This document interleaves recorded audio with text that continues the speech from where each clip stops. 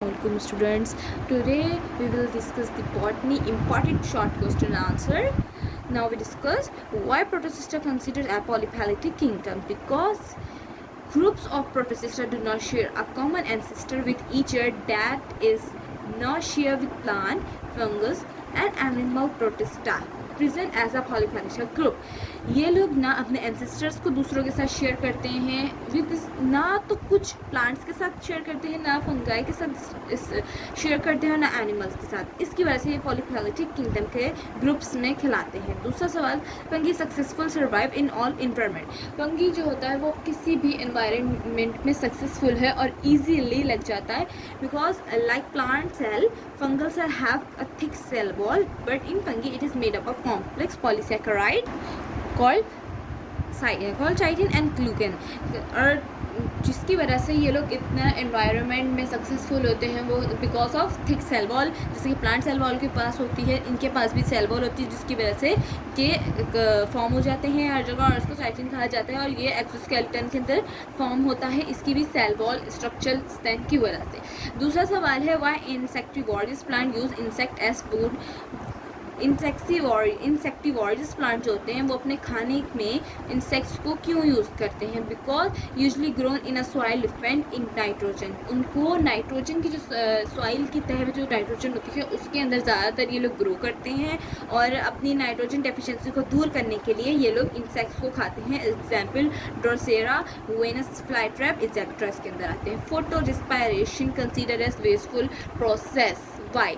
Photo respiration को हम photo respiration जो है ना वेस्टफुल प्रोसेस इसलिए कहा जाता है, it produce 2PG as a compound toxic. ये 2PG प्रोड्यूस करता है जो कि टॉक्सिक कंपाउंड में यूज होता है, और बहुत से ऐसे इंजाइम जो फोटोसिंथेसिस के अंदर मेटाबॉलिज्म और ऑर्गेनिक कार्बन पास आउट करते हैं, सीमिंगली ATP के बगैर ये लोग पास आउट करते हैं, जिसकी वजह से इनका जो ये प्रोसेस है फोटो रिस्पायरेशन का, ये वेस्टफुल प्रोसेस कहलाया जाता है। नेक्स्ट क्वेश्चन है, deficiency symptoms of nitrogen and potassium in plant. The role of deficiency symptom of nitrogen in plant is slow growth and uniform yellowing of older leaves. ये nitrogen के जो symptoms है ना plants के अंदर, वो ये होता है कि वो स्लो ग्रोथ करने लग जाते हैं, येलोइश हो जाते हैं, और ओल्डर लीव्स जो होते हैं उसके वो येलो हो जाते हैं। पोटेशियम की जो सिम्टम्स हैं कि जो लीव्स होते हैं वो येलो से फिर ब्राउन में हो जाते हैं, येलो होंगे, फिर लाइट ही ब्राउन में चेंज हो जाएंगे आफ्टर, और जो उनकी टिप्स और मार्जिन्स होंगे ना उनके बीच में, वेन्स के बीच में हो जाएंगी।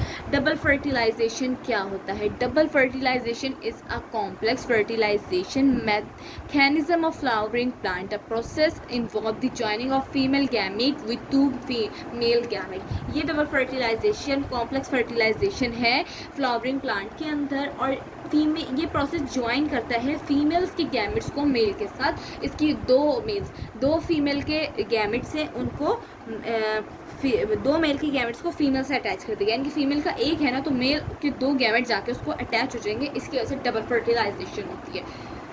Heterospory is the production of spore. Heterospory जो होती है ना पोर्स को प्रोड्यूस करती है 2 डिफरेंट साइजेस और सेक्सेस का by the spores of the land. इसकी वजह से जो इसके हेट्रोस्पोर्फी जो है ना 2 अलग अलग साइजेस और सेक्सेस का स्पोरोफाइट्स को प्रोड्यूस करती है, जो कि the microscopes is male, and जो माइक्रोस्पोर्स होते हैं ना वो मेल के होते हैं, और जो मेगास्पोर्स होते हैं लार्ज जो होते हैं वो फीमेल के होते हैं। जो हेट्रोस्पोर्फी के अंदर जो छोटे होंगे वो आपको मेल के मिलेंगे, और जो बड़े होंगे वो फीमेल के होंगे।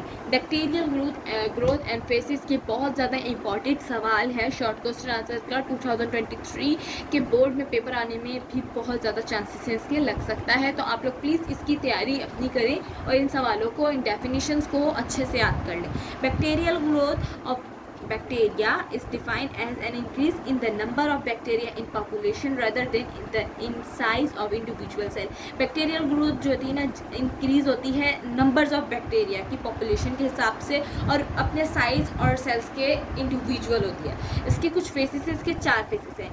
फर्स्ट फेज जो है उसका लैग फेज है। Lag phase bacteria adopt to new environment, it is called preparatory phase. इसके अंदर जो होता है ना बैक्टीरिया अपने आप को डेवलप करता है, एक नए एनवायरनमेंट में अपने आप को ग्रोथ के लिए प्रिपेयर करता है। इसको लैग फेज कहते हैं। सेकेंड फेज इसका है लॉग फेज। लॉग फेज को आप एक्सपोनेंशियल फेज कह लो या लॉगरिथम फेज कर लो। इसके अंदर बैक्टीरिया इंक्रीज होता है number of very rapidly in this phase, वो जल्दी से जल्दी अपने आप को डेवलप करके बढ़ता चला जाता है। तीसरा फेज है stationary phase. Storage of food, her growth slow down. Storage of food जो होती है ना कम हो जाता है, क्योंकि जितनी रिप्रोडक्शन रेट होती है ना उतनी डेथ की हो जाती है, क्योंकि लॉगरिथम के अंदर जब लॉग फेज के अंदर इतनी जल्दी से बैक्टीरिया इंक्रीज हो रहे होते हैं तो इनकी फूड कम होने लग जाता है, रिप्रोडक्शन ज़्यादा होती है, वो ज़्यादा खाना खाने लग जाते हैं, और जब खाना ख़त्म हो जाता है तो उनका डेथ रेट ज़्यादा हो जाता है। डिक्लाइन और डेथ फेज जो होता है ना, ये आपके पास शॉर्टेज ऑफ अवेलेबल फूड की वजह से होता है, क्योंकि जब ज़्यादा हो जाएंगे तो ज़्यादा से ज़्यादा खाना वो खुद खा जाएंगे, दूसरे के लिए कम हो जाएगा, तो शॉर्टेज ऑफ फूड की वजह से भी बहुत सारे बैक्टीरिया मरते हैं। ये इसके 4 फेजेस हैं। उसके बाद हम बैक्टीरिया की शेप्स पे चलते हैं। बैक्टीरिया की शेप्स, ये भी इंपॉर्टेंट क्वेश्चन है आपके लिए शॉर्ट के लिए। बैक्टीरिया की हमारे पास कुछ शेप्स हैं। There are 5 shapes according to their basic shapes. Spiral, rod, spiral, comma, corkscrew. ये आपके पास कुछ शेप्स के नेम हैं। आपको ये वाले भी सारे लिखने हैं और आपको ये वाले भी लिखने हैं। ये आपके पास नॉर्मल लैंग्वेज के आ गए, ये उसके बॉटनिकल नेम के आ गए, ये दोनों आपने याद करने हैं।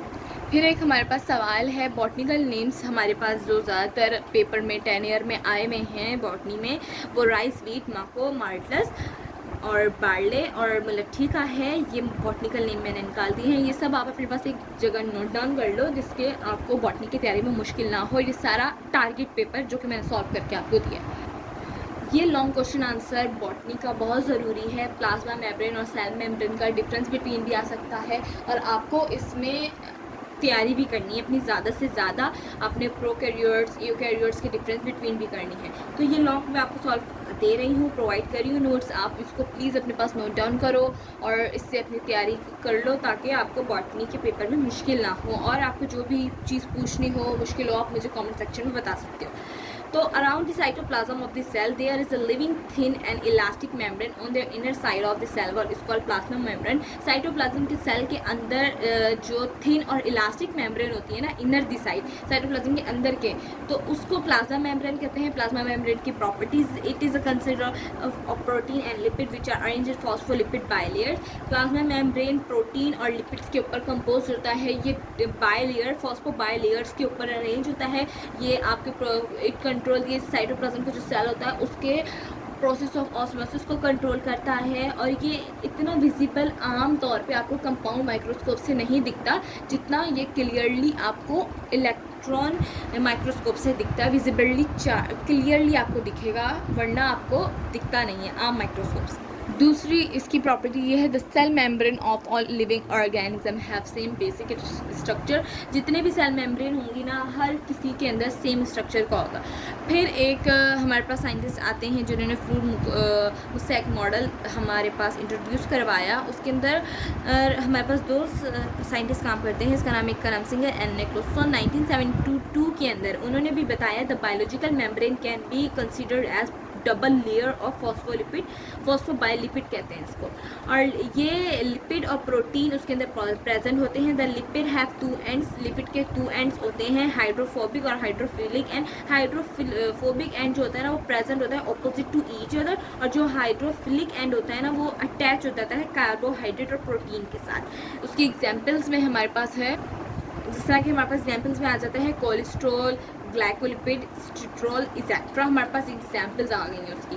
और जो हमारे पास है, in this layer protein are present in different manner like iceberg in a sea. There are 2 types of protein. आपको ये टाइप्स, ये सारा आपने इसी तरीके से बोर्ड के पेपर में करना है। प्रोटीन की 2 टाइप्स होती है, extrinsic protein, intrinsic protein. Extrinsic protein के अंदर क्या होता है, ये आर यूजली फाउंड लिपिड की सरफेस से फाउंड होता है, इसको पेरिफेरल प्रोटीन कहते हैं। और जो इंस्ट्रिंसिक प्रोटीन है जो दूसरी, वो इनसाइड द लिपिड के अंदर से फॉर्म होती है, इसलिए इसको इंटरगल प्रोटीन कहते हैं।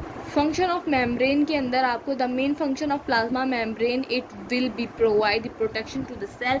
सेल को प्रोटेक्ट करता है, ये सेमी परमेबल होता है। इसकी शेप और मैकेनिज्म सपोर्ट जो होता है दूसरा से बेहतर होता है, और ये प्रोवाइड करता है points to attach to other cell के साथ प्रोवाइड करता है, सेफ रखता है अपने सेल को। ये मेन आपको ये लॉन्ग के इंपॉर्टेंट टॉपिक्स हैं, C3 cycle, dark reaction, light reaction का, और लाइफ साइकिल ऑफ मोस, फर्न, अल्वा, और life cycle of HIV virus और क्रैब साइकिल। ये आपके बॉटनी के लॉन्ग क्वेश्चन आंसर हैं। इंशाल्लाह आप में के जो बोर्ड का पेपर आने वाला है बॉटनी का, फर्स्ट ईयर वालों के लिए बहुत इंपॉर्टेंट टारगेट पेपर बनाया है मैंने। इसमें आपको ये सवाल तो आपने लाजमी करने हैं, इंशाल्लाह इसमें से आपके सारे सवाल लगेंगे और आपको इनमें से 3-4 सवाल तो आने चाहिए, जो कि आपके पेपर में अगर कुछ हट के भी आता है 1-2 सवाल तो आपके दूसरे सवाल याद हों, आपको अटेम्प्ट करना आना चाहिए।